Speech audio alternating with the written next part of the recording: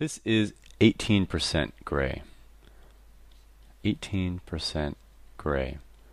And this is about the way that your camera averages out all of the light that it sees to make an image. So if you take your eye and you were to make everything that your eye sees around you black and white, and then you were to take all the tones that you would see, so instead of these colors you would see just tones of gray.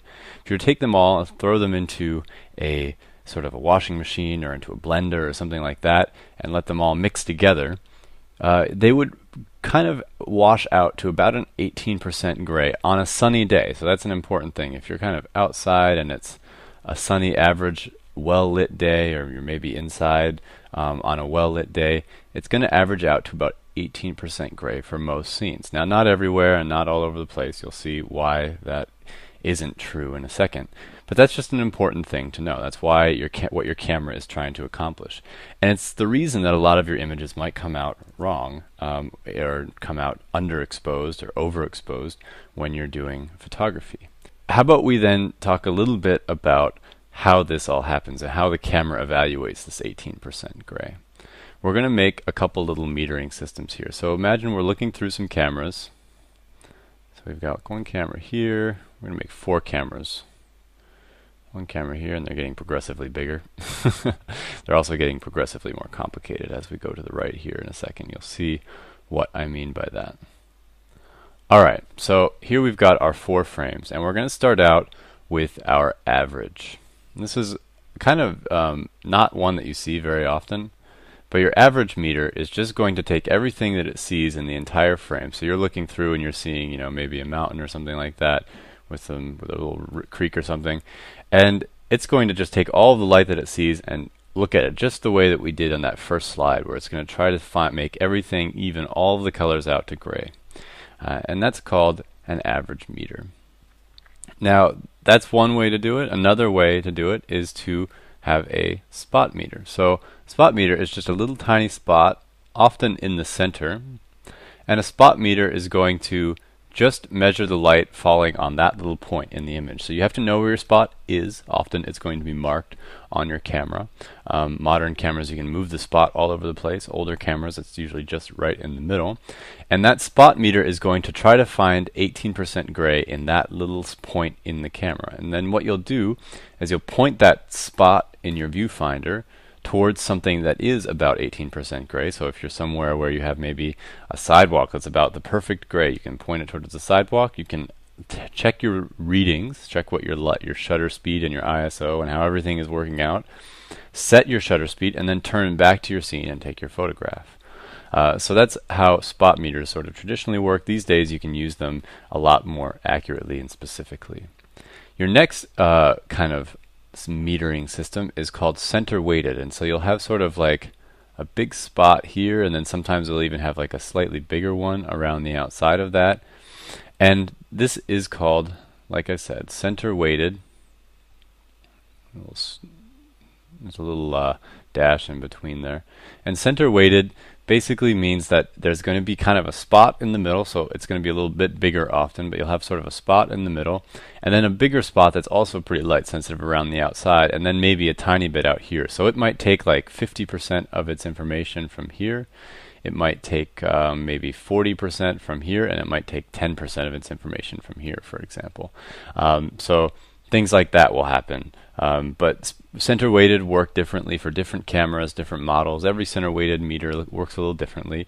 I have to say center weighted is my favorite way to meter things, because I just kind of feel like I understand that weighting, that metering system a little better. It's also the one I've always used since I was first doing photography. But the other ones are great too. I also use a lot of spot photography, and I never use my averaging meter. So just, even though it can be really great, I've never really used it.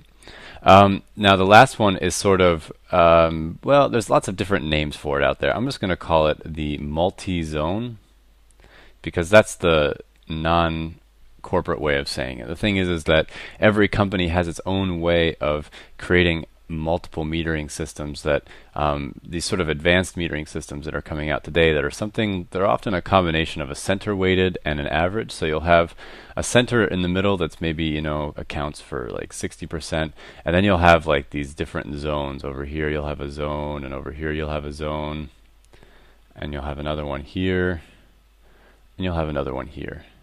And I would recommend for beginners, this is also a really great metering system. Most of the new ones are really good. They do a great job. A lot of them are even comparing your image, the one that you're looking through the viewfinder at, to thousands of images that are on like a little computer chip on the camera. So you'll actually get often a very good metering from a multi-zone, and sometimes you'll hear it called an evaluative or a segment, maybe a honeycomb or a matrix meter. So you'll hear lots of different names for this, and just remember that they're all just multi-zone, sort of fancy modern age light meters. They're the kind that have really come out in the last 10 to 20 years. All of these other ones are older and sort of more tried and true. In my opinion, I like them, but I also use my multi-zone meter for complicated metering all the time. Now, how do you actually read this? This is actually probably the more complicated part of it, or the more practical part of it. Really important to understand how your light meter is reading the scene. You want to know what your light meter is seeing, but you also want to know how to read it. Now, on the sides of older cameras, a lot of times you'd have just a little plus and a minus, and then you would have a little kind of like a needle that would stick sort of into the side of your picture, or maybe you'd have like a little LED or something like that, and in the middle there was a spot where it was perfect, and then when it went too far towards the plus side you were overexposing, and too far down towards the negative side it was underexposing. You also had the phenomena for a very long time of numbers just being written on the side, so you'd have like 500, 250, 125, and then you'd have another, again, same thing, needle coming in saying, 250 is your right shutter speed for this f-stop, and you would set your f-stop manually, and then it would tell you what shutter speed was correct. This was really common with aperture and shutter priority cameras for a long time. The modern version of this is actually a lot nicer to use, I have to say. I have a couple cameras that have this, and you'll have one that has kind of a zero in the middle, and kind of a line, and then there will be kind of a line like this, and it looks different on every camera that's out there. But then you're also going to have a 1, a 2, and maybe even a third hash here. So 1, 2, and maybe 3. And then 1, 2, and maybe 3. So sorry, my graph looks a little bit inaccurate here. Between each of those steps, you're probably going to have 2 steps in between each one as well. And those are what are called third steps. Now, if you guys remember how we were talking about shutter speeds and f-stops and ISO speeds, this is one stop. So that's one stop. This is also one stop going this way. And the same going here, and the same going here. So you could just call it stop 1, 2, and 3, stop 1, 2, and 3. And maybe this is going in the underexposed direction, and this is going in the overexposed direction. So the plus will be overexposed, the minus will be underexposed, just like in these old cameras back in the day. The great thing about this is that you're going to have a little blue needle again, but this time it's probably going to be like a light or some sort of little notch on your screen or something like that. And this will slide this way and that way according to how your camera is doing on its exposure at that moment. So if your little blue line is over here, that means you're going to be overexposing by 2 stops. So that means that your photograph is going to be way too light. So I'm going to write too light over here, and this will be too dark. And so, like I said, the same thing applies if you're over here. You're 2 stops underexposed, which means you would need to change your f-stop by 2 full stops to get to your correct exposure. Now, sometimes you want to underexpose. Sometimes you're looking at a scene and say your spot meter is on a spot that is maybe 1 stop darker than 18% gray. So you look at it and you're like, that's not quite 18% gray. That's maybe like 30% gray. Then maybe it's about 1 stop, or maybe almost 2 stops, too dark, and so you're going to know that that's not 18% gray and expose for that correctly. But generally, you're just going to most of you are going to be using multi-zone metering, and you're going to then just let it do its thing, and maybe once in a while jump in and sort of do a little bit of adjusting. If you're looking at a dark scene, if you're looking at a black photograph, and it's telling you that it wants, something over here, then you're going to know a little bit more over here maybe, or the other way actually. It'd probably be more like that. So you just want to always keep in mind how this system is working. First of all, to know what your meter is reading and what it's seeing, because that's really important. If you have a really bright light source here that you want to expose for, but your spot meter is there, it's not gonna work right. So you're gonna overexpose maybe for your light source because you're looking at a darker spot in the photograph, or the other way around. Maybe you want to expose for something that's over here, but there's a big bright light right behind your spot meter. The same with your center weighted meter. And you just want to keep all of that in mind for when you're looking at all these charts. Light meters are really made to work with these kinds of scenes. This is exactly what I was explaining in the beginning. If you were to take this photograph, throw it in make it black and white and throw it in a blender, you'd probably come out with about 18% gray. That's probably almost the average of all of this. So these are the kind of scenes that light meters really excel at. Scenes like this, however, are not very good, because the thing is here, if you were to average all of this light out, if you were to average out the area where I think I was using a center weighted meter that was right here. Actually, it was more like a spot meter, really.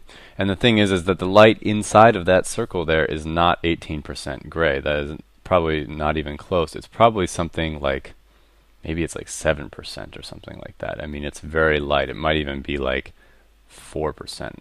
Who knows?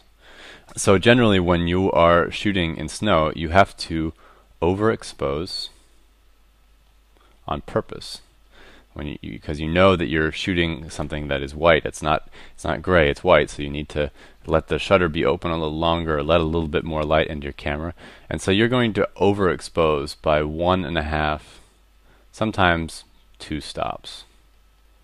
Somewhere in there, sometimes a little bit less, but generally 1.5 to 2 stops is kind of a good start depending on the conditions. Here's a situation where the camera probably wanted me to overexpose. It was actually kind of doing the opposite of what was happening in the other image, because it would see all of this black. My camera would look at all this and be like, oh, I want to make that light. I want to make it look like this here. The camera's trying to make everything look sort of like this, and this here, and like all this stuff.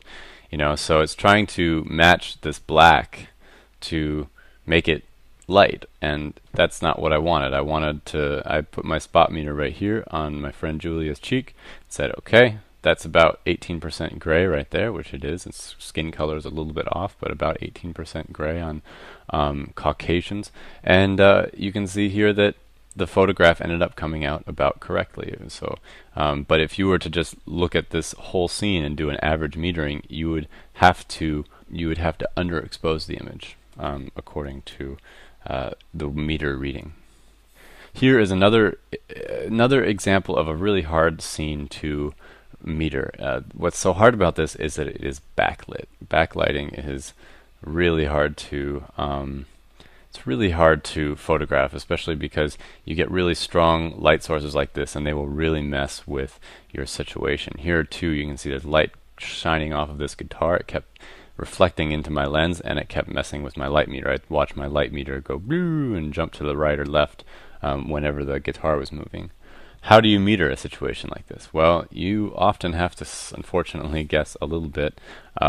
I often just spot meter off of whatever I can find, and I spot metered off of Sam's shirt here, because his pullover, his coat here was too dark. It's about -2, so I could maybe do it there. I could maybe, if I know about where it's at, I can find something that's a reference point that I know is about 18% gray.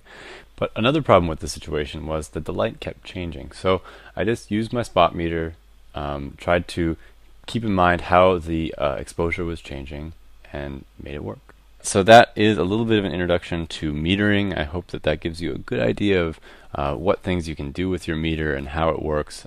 There is a lot to it, and really the only way to learn is to go out and practice. So do that, and then come on back to allversity.org for more lessons.